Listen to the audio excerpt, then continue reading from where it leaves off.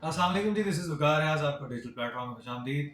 भारतीय त्यारा air India का Boeing 707 गिरकर तबाह हो गया। नीचे मौजूद जो लोग हैं वो भी इससे मुतासर हुए हैं। 5 जो हैं वो नीचे जो लोग मौजूद थे और जो इस त्यारे में मौजूद थे, 242 अफराद की तस्दीक हो चुकी है जो हलाक हो चुके हैं। इसमें 25 के करीब जो लोग जो हैं वो जख्मी हैं। साबिक वजीर आला भी जनाब इसमें जनाब हलाक हो चुके हैं। अच्छा, ये जो भारतीय त्यारों के गिरने का जो सिलसिला है, खसूसन जो राफेल त्यारों की तबाही के बाद जो है, ये भारत के लिए त्यारा गिरना जो है, ये वैसे तो अफसोसनाक वाकया है, इंसानी जानों का ज़िया है, लेकिन भारतीय त्यारों के गिरने का जो सिलसिला है वो थम नहीं रहा। और भारतीय त्यारा जो है ना, वो त्यारा खुद इटसेल्फ एक मजाक बन के रह गया है। ये इनके पायलट की हालत है। आपको इसमें एक सिचुएशन बताता हूँ कि सिचुएशन ये होती है कि जब कोई कॉल दे मे डे, मे डे का मतलब होता है हेल्प मी। वैसे ये फ्रांसीसी टाइप से एक वर्ड है जिसमें इसका मतलब ये होता है कि हेल्प मी। जो लास्ट ही 101:38 पे त्यारा जो है वो उड़ने के लिए जो है वो उड़ता है, और फिजाई हदूद से अभी 1 मिनट की दूरी पे ही पहली कॉल रिसीव होती है, मे डे। इसका मतलब है कि हमें हेल्प की जरूरत है, जो कि इमरजेंसी हालात में जिसको थ्रेटनिंग कॉल कहा जाता है, कि जिससे आपको सेव किया जाए, लाइफ थ्रेटनिंग कॉल। ये कॉल के बाद राब्ता मुनक़ता हो जाता है, ना कोई राब्ता होता है, ना कोई आवाज़ आती है, और उसके बाद तक शदीद धमाका होता है और बादल जो हैं वो धुएं के छा जाते हैं। और ये जो 242 अफराद हैं यहाँ पे जान की बाजी हार जाते हैं। अफसोसनाक वाकया। लेकिन इसके पीछे आपको टेक्निकल फॉल्ट, इसके पीछे आपको इनकी ट्रेनिंग, इसके पीछे आपको भारतीय सुरमाओं का दिमाग, कि इनकी काबिलियत क्या है वो दुनिया के खुलकर सामने आ जाती है। और ये वो हालात हैं इनके भारतीयों के कि इनकी ना ही इनके पास वो स्ट्रेटेजिकली पावर है, ना इनकी अंडरस्टैंडिंग है, ना इनकी एबिलिटी है, ना इनके पास वो जज्बा है, ना इनकी वो ट्रेनिंग है। यही हमने दुनिया को दिखाया। और बिलावल भुट्टो भी जिस मिशन पे गए हुए हैं कि अगर भारत ने पानी बंद किया तो फिर सीधी जंग है। अमन के ख्वाह पाकिस्तान जो दहशत गर्दी का सबसे बड़ा शिकार है, हमें निमटना भी आता है और हमारे पास इससे ज्यादा वाफर मिकदार में असला भी है, लेकिन हम अमन के ख्वाह हैं और हम जो है अमन के दाई हैं, और हम ही जो है वो इस मुल्क में और इस खिते में अमन चाहते हैं। और हम ही चाहते हैं कि इस मुल्क में और इस खिते में बरकरार रहे। और हमारा मामला ये है कि हम तिजारत पे, हम आगे मुज़ाकरात की बात करते हैं। हम जो है वो दुनिया में इनको नंगा कर रहे हैं। भारत का मकरू चेहरा, भयानक चेहरा, जारियत वाला, अगर इन्होंने यही स्ट्रेटजी रखी, भारतीयों ने अगर यही तरीका आजमाया रखा, तो फिर जंग होके रहेगी। और अब की बार जंग में सिर्फ इनके पास सिवाय एक चीज, इबरतनाक शिकस्त प्लस मलिया मेट, इसके अलावा कोई चीज नहीं बचेगी। दूसरी तरफ आपसे शेयर ये करना है कि फ्लैग डे आ रहा है। फ्लैग डे है जी 1777 में अमेरिका का जो है वो ये एक डे मुकर्रर किया गया था, प्रपोज किया गया था, जिसमें ये फौजी एक तकरीबात है जिसमें फ्लैग डे मनाया जाता है, परेड है, और इसमें बड़ा इनका बहुत सारी इसमें कस्टम कल्चर रिचुअल्स और इनकी जो प्रोफेशनल ट्रेनिंग वो शामिल है।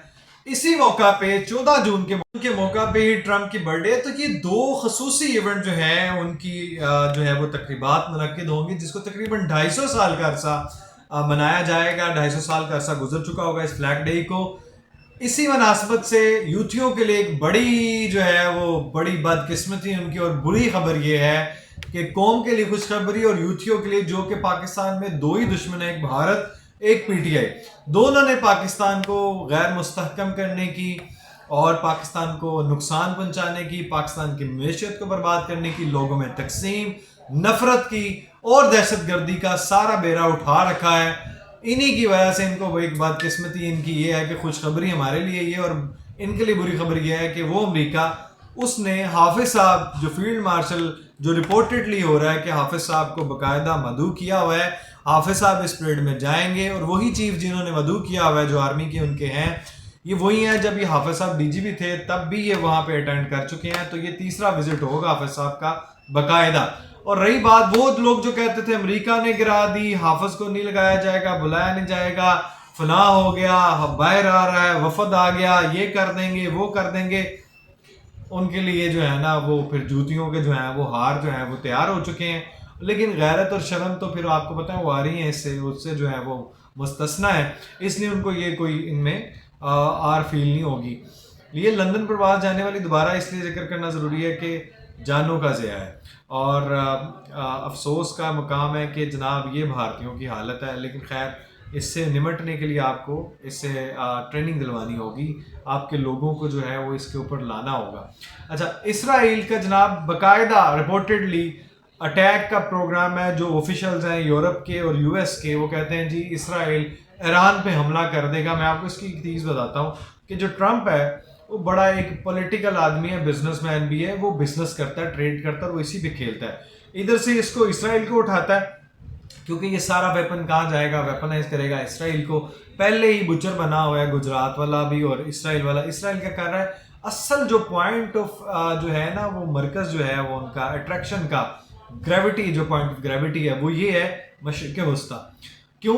تیل کے انبار ہیں, گیس کے انبار ہیں جناب, آپ کے پاس سونے کے ذخائر ہیں, یہ سارے معاملات جو ہیں وہ انٹرسٹ جو ہے وہ سارا ٹرمپ کا ادھر ہے.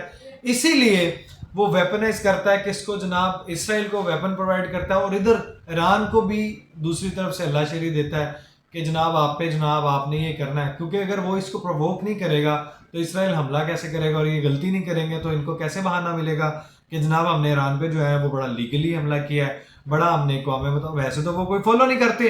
غزہ میں انہوں نے ملیا میٹ کر دیا, بچے شہید کر دیے, عورتیں شہید کر دیے, بوڑھے شہید کر دیے, ہسپتال برباد کر دیے, ملیا میٹ کر دے, یونیورسٹیز, مدرسے اور مساجد کو شہید کر دیا. وہ بچا کیا ہے, ان کے لیے تو کوئی قانون ہے ہی نہیں. لیکن پھر بھی ایران کا میٹر ہے کیونکہ وہ چاہتے ہیں کہ ہم جوہری ہتھیار نہیں بنائیں گے, اور یہی معاہدہ ان کو اب وہ نیلی بتی نظر نہیں آ رہی, ان کو وہ لال بتی نظر آ رہی ہے. اس لیے اس سے جو ٹرمپ کا معاملہ ہے وہ یہی کر رہے ہیں کہ اونچ نیچ اس طرح ہو سکتی ہے کہ اسرائیل کو ویپن بھی پرووائڈ کریں, اپنی معیشت کو سہارا بھی دیں, اور ساتھ ہی ساتھ اسرائیل ایران کو بھی تھریٹ کریں, اس سے بھی وہ ایک معاہدہ کریں اور اس کو بھی تھریٹ کر کے رکھیں. یعنی انڈر سارے کنٹرول میرے انفلوئنس میں رہیں, اور یہاں سے جو ہے وہ ایران کو بھی اپنا چائلڈ بنایا ہوا ہے, اور وہ کہہ رہے ہیں کہ جناب ہتھیار جو ہے نہیں بنائیں گے ہم, لیکن یورینیم کی افزودگی جاری رکھیں گے, یعنی جو نیوکلیر پلانٹ ہیں وہ جاری رکھیں گے.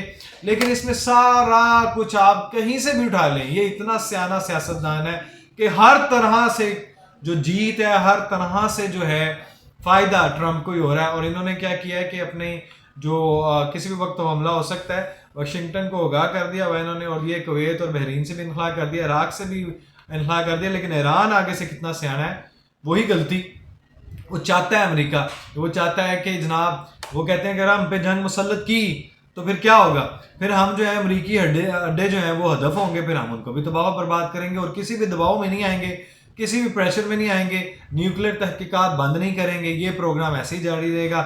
باقی کسی کا پروگرام ہے تو بڑھتا رہے تو بڑھ جائے. لیکن یہ اچھا اقدام ہے ایران کے, ہم ساتھ ہیں اس میں. عالمی توانائی ایجنسی کو بھی انہوں نے آگاہ کر دیا کہ بھائی ہمارا یہ پرپز ہے. پھر بھی امریکہ پیچھے چودھری, امریکہ کو رائٹ کس نے دیا, میں 1000 بار پوچھ چکا ہوں. اچھا, اس کے ساتھ ہی جناب فیلڈ مارشل صاحب کا پہلا دورہ بھی آپ کو بتا دیا ہے, بھارتی طیارہ بھی آپ سے ڈسکس ہو چکا ہے, پاکستان کا موقف بھی آپ سے شیئر کر دیا ہے کہ اگر دہشت گردی کے اگر انہوں نے اس پہ ڈٹے رہے بھارت, تو پھر ان کا جناب وہ ملیا میٹ ہونا اور ان کا تباہ و برباد ہونا پھر یہ ان کی قسمت ہے.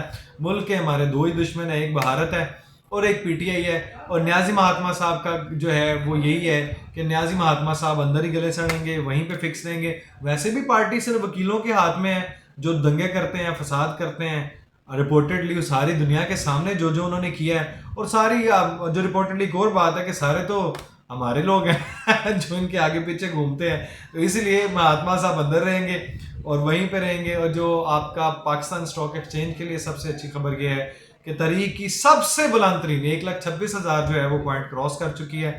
اور اسی جو خوشی کو ہے نا وہ سیلیبریٹ, یہی ہے وہ انٹرسٹ جس سے آپ یہ اندازہ لگا سکتے ہیں کہ جو انویسٹرز ہیں ان کا انٹرسٹ ہے آپ کا, اور وہ لوگ جو ہیں وہ اس میں ٹریڈنگ میں انٹرسٹ لے رہے ہیں. اسی لیے اسٹاک ایکسچینج جو ہے وہ اتنی حدیں کراس کر چکی ہے اور اپنا لوہا منوا چکی ہے.